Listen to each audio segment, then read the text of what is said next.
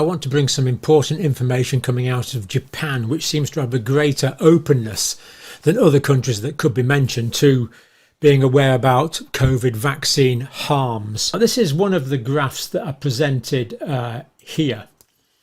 Now, what we see is two clusters, isn't it? Two clear clusters. So the vaccinated here, roughly in that line there. I think it just stays a little bit above for quite some time. And the unvaccinated here. Now, these figures are excess deaths. So that's the unvaccinated there, remaining a little lower as time goes on. So we see clear differences.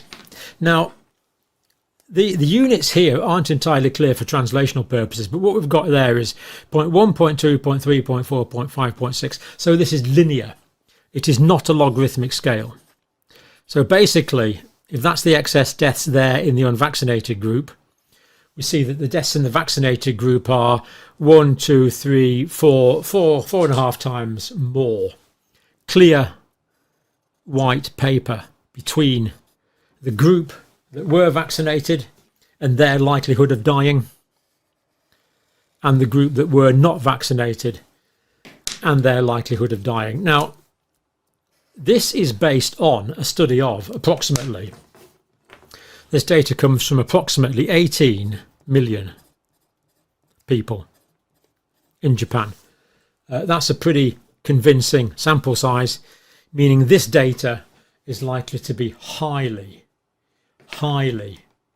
incredibly highly significant.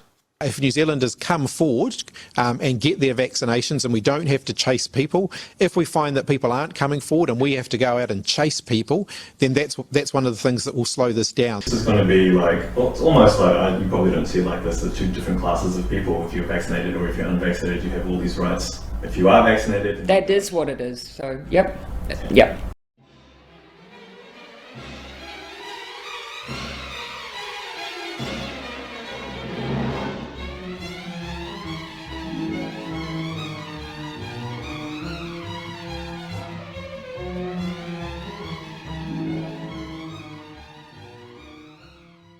The more doses you receive, the faster people will die, and that's the representative of the Japanese government there,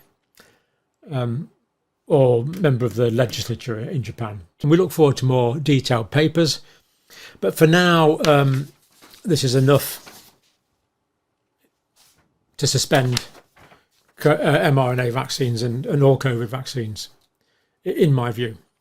So the government has provided payouts for 8,432 injured people in Japan, including 903 deaths. So the Japanese government basically has paid compensation for 903 deaths.